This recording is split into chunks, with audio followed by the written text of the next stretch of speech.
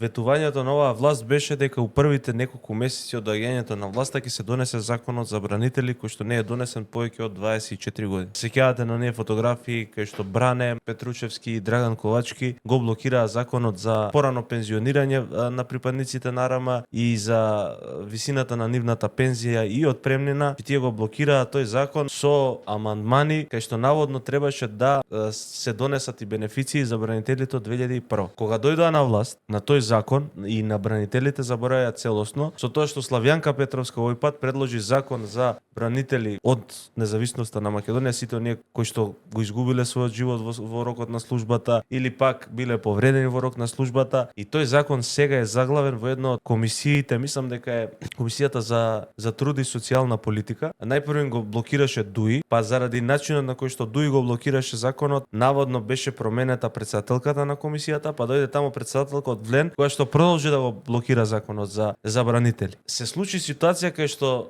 мислам дека беше Благица Ласовска пратеничката, ја водеше седницата и тука и СДСМ и Левица вонредно го ставија на дневен ред законот за бранители затоа што беше нели македонец пратеник, мислеа дека од ВМРО нема да го изблокира законот, воопшто не ја стаја таа точка на дневен ред на гласен. Така да закон за бранители јас не верувам дека ќе се донесе. Стојанчо Ангелов тврдеше дека поминал во коалиција со ВМРО токму поради тоа што не успеало СДСМ за 7 години да го донесе овој закон. Еве гледаме колку ВМРО ДПМН успеа да го донесе овој закон, а гледаме дека Стојанчо уште е директор и е во коалиција.